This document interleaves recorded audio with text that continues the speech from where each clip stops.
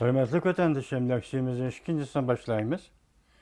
Şunda qılıp Rossiya, hamnebet bilen yanıla hatırjam turmuş köçürüp atkan bolsu mu? Lekin Prezident Vladimir Putin her bir haracetini qısqartışqa mecbur bolgan bir paytda G'arb bilen münasebetini yaxşılaş arqılıq embargo siyasatini bekar qilishga izdenish Rossiya hükümetinin növbetdeki ciddi vazifesi bolup qaldı. 2 yıldan beri davamlaşkan embargo siyasi ve embargo siyasetiga Rossiyanın qarshi turish siyaseti Avropaga amaliy zarba berelmedi. Yani Rossiyanın iqtisadini azizlashtirib etdi. Bir qancha top davlat egiligidagi shirkatlar langishib qoldi. Bir qancha tutun davlat egiligidagi shirkatlar langishib qoldi. Növbetde Rossiya hayatını davamlaştırış çaresiz kaldı. Ukrayna uruş partlaştı burun Avrupa Rossiyanın en mühim energiya eksport qilish bazarı idi. Şundaqla Rossiyanın ornunu basqılıp olmaydigan savdo şeriki idi. İki taraf münasebeti yamanlaşışının dastlabki çağlarida Vladimir Putin hükümeti Avropadan ayrılıp kalsam çatak yok deydigan kıyafet yaratıp birinci vaqtlı Jungo başçılığındaki Şark bazarını açmakçı oldu. Lekin ameliyatı Jungo kubul qila alaydigan energiya bahasını Avropanın bahasından tüven orunda turattı. Avropadan ayrılgandan keyin Rossiya tarqatgan gayet zor ziyanның ornunu toldura almaydı.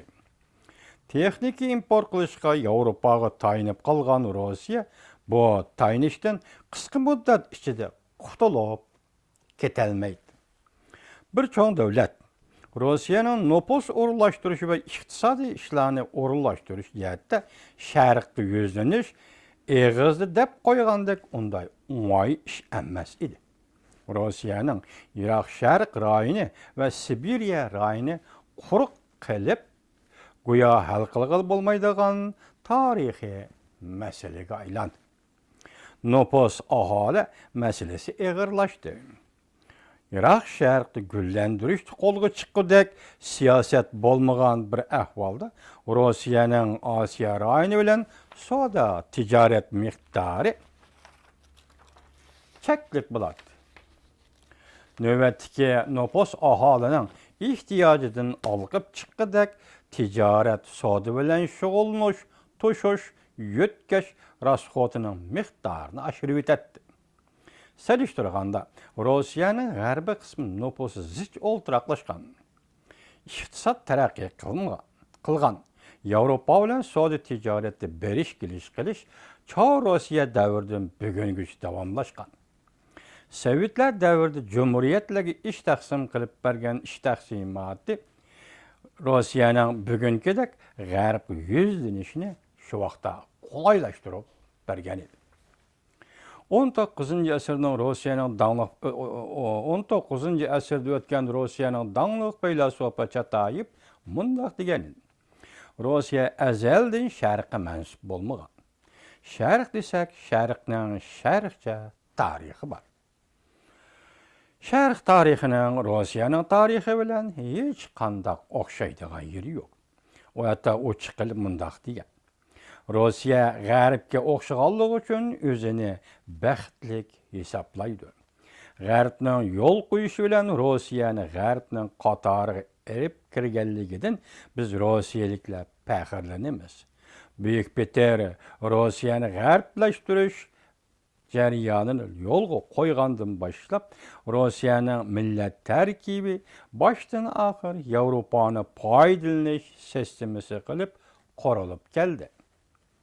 Gerçi jarayon ichida o'ngishsizlikqa uchrasaqmi, qisqa muddatlik siyosiy so'rkilish mavjud bo'lib tursa-mu, g'arb dunyosining Rossiyaga nisbatan intayin muhim halqalik o'rinda turadiganligini qaytadan yezishga to'g'ri keladi. Demak, Rossiya hozir sharq yuzlanishni tashladi, g'arbga yuzlandi deyli. Biz 2013 yılı 8. ayının 13. günü Washington'da Rossiyanın Tashqi ishlar ministri Ravlov, Amerika Qo'shma Shtatlarining davlat ishlar kotibi John Kerry ile yig'in ochgan edi. Vatandaşlarım, bu yig'inning mazmuni nima edi? Biz şu vaqtida matbuotlarda ko'rgan edik.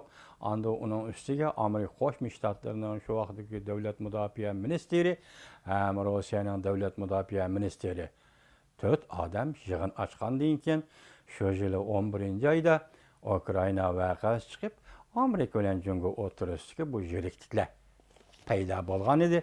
Bugun Rossiya endi g'arbga qaytib, Amerika bilan munosabatni bir kechada yaxshiladi degan so'z belki dünya üçün yaxşı bir bisharetdir.